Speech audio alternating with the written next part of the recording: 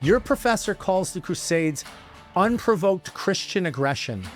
Hollywood depicts Crusaders as bloodthirsty zealots. The media says they were the medieval equivalent of terrorists. They're lying to you. By 1095, Islamic armies had conquered 2/3 of the Christian world. Jerusalem, Antioch, Alexandria, Christianity's holiest sites under the sword. Convert, pay the tax, or die. Those were your options. When Urban II called the First Crusade, it wasn't conquest, it was liberation. Christian knights didn't start a war.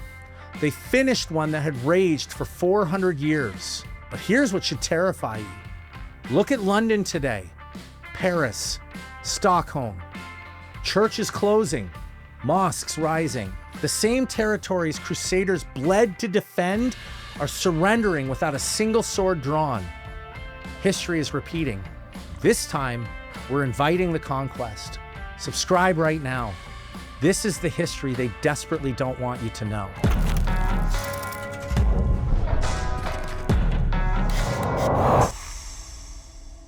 Here's what's actually happening. The same pattern that triggered the Crusades is unfolding again. Demographic replacement, religious conquest, civilizational collapse. Except this time, we've been programmed to celebrate it. Sweden, where Viking warriors once made empires tremble, now is no-go zones where police won't even enter. France, home of Charles Martel, who stopped Islamic expansion at Tours, watches Notre Dame burn while authorities investigate. England, Richard the Lionheart's homeland, arrests citizens for Facebook posts while grooming gangs operate freely. The Crusaders understood something we've forgotten. When civilizations abandon God, they don't become neutral. They become conquered. Let me destroy every lie you've been taught about the Crusades with historical facts they don't want you to know. From 632 to 1095 AD, Islamic armies conquered Christian lands from Spain to India. They took Syria, 634, Jerusalem, 638, Egypt, 639, North Africa, 698, and Spain, 711. 2/3 of Christendom gone. In conquered lands, Christians faced the triple choice: convert, submit and pay crushing taxes, or die. Then came the Seljuk Turks. They didn't just conquer, they butchered.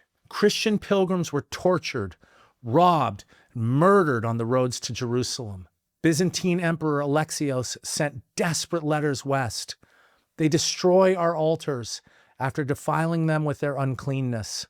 They circumcise Christians, and the blood from the circumcision they pour on the altars or throw into the baptismal font. Pope Urban II's response launched the First Crusade with 2 words: Deus vult, God wills it. Here's what your professor hides. The Crusaders weren't conquerors, they were liberators. Godfrey of Bouillon, the first ruler of Jerusalem, sold everything he owned to go fight. He refused the title king, saying no man should wear a crown of gold where Christ wore thorns. Raymond of Toulouse spent 400,000 silver marks, his entire fortune, to fund the crusade. These weren't treasure hunters. They were men who understood that some things matter more than life. The Crusades worked. They broke Islamic expansion for 200 years. Without them, there's no Renaissance, no Reformation, no scientific revolution. The University of Paris becomes a madrasa. Aquinas never writes. Dante never poets. Western civilization ends in the 11th century. Blessed be the Lord my rock, who trains my hands for war and my fingers for battle. Psalm 144, verse 1. Every Crusader knight prayed this before battle. They knew what modern Christians deny. Sometimes love requires a sword. But we've been taught to be ashamed of men who saved our civilization. And now, having forgot what they fought for, we're losing it without firing a single shot. Want to know why Europe crumbles while their ancestors conquered? One word: apostasy. Medieval Europe's strength came from one source: faith. When Godfrey of Bouillon took Jerusalem, his first act was prayer. When Richard the Lionheart faced Saladin, he carried the cross into battle. Those men didn't fight for ethnicity or economics. They fought for Christ. Modern Europe abandoned God and got exactly what Deuteronomy 28 promises apostate nations. The foreigner who lives among you will rise above you higher and higher, while you sink lower and lower. Verse 43. Look at the pattern. France, 65% Christian in 1970, 25% today. The result? Hundreds of churches converted to mosques, entire neighborhoods under Sharia, teachers beheaded for showing cartoons. UK closes 50 churches yearly while opening 423 mosques. London elected a Muslim mayor who calls moderate Muslims Uncle Toms. Germany cancels Christmas markets for cultural sensitivity while migrants assault women on New Year's Eve. And what's the Christian response? Turn the other cheek, they say. Jesus was a pacifist, they claim. Let me expose this lie that's destroying the West. Here's the truth about modern Christian pacifists. They preach peace from behind walls built by warriors and maintained by police. Every pacifist is a parasite on the violence of better men. They condemn the sword while sleeping under its protection. They call 911 when threatened, summoning men with guns to do the violence on their behalf. They demand military protection, then claim moral superiority over the soldiers who pull the triggers they voted to load. They're not anti-violence. They're anti-getting their hands dirty. They want the benefits of force without the moral weight of wielding it. That's not righteousness. That's delegated violence dressed up as virtue. Every crusader knight knew he'd answer to God for every blow struck and every blow withheld. He carried the moral weight of necessary violence. Modern pacifists, they subcontract their killing and call it Christianity. Jesus said, "But now, if you have a purse, take it, and also a bag. And if you don't have a sword, sell your cloak and buy one." Luke 22:36. The same Christ who died for enemies commanded his followers to arm themselves against them. Europe's problem isn't immigration, it's apostasy. When you abandon the God who commanded strength, you become weak. When you mock the faith that built your civilization, it crumbles. The barbarians don't break down the gates. Apostates open them. You're not called to retake Jerusalem, but you are called to defend Christendom. And here's your battlefield on 3 fronts. The demographic crusade. When you pursued comfort, others pursued children. Muslim families averaged 3.1 children globally.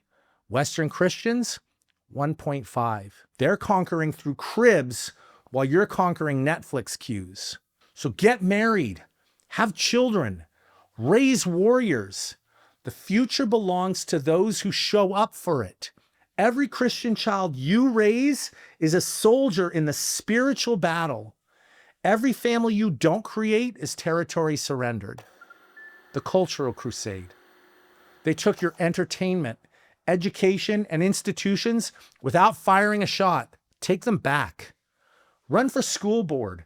Curriculums are battlefields. Create content. Stories shape souls. Build businesses. Economic power funds kingdom work. When crusaders took cities, the first thing they did was restore churches. So you restore truth in every sphere you enter. The spiritual crusade. The real battle is spiritual. Islam advances because it offers certainty to uncertain men. Secular liberalism offers nothing but comfort and death. Only robust Christianity can defeat both. Join a church that preaches hard truth. If your pastor won't name evil, find one who will. Start men's groups that forge warriors, not wimps. Read church history. Know what your ancestors bled for. You probably won't die in battle, but you must live ready to. That readiness, physical, mental, spiritual, is what separates sheep from sheepdogs. A man closes his laptop, disgusted by the lies and degeneracy. He studies real history, honors his ancestors, sees the patterns repeating. He stops apologizing for Christian strength and starts building it. He marries young, has many children, teaches them the old ways. He builds wealth, not for comfort, but for kingdom impact. He trains in combat, not for ego, but for protection. He enters politics, not for power, but for righteousness. Other men see his clarity and catch his courage. They remember what they're fighting for. A brotherhood forms, not of LARPers playing night, but of men who understand the stakes. Who will rise up for me against the wicked?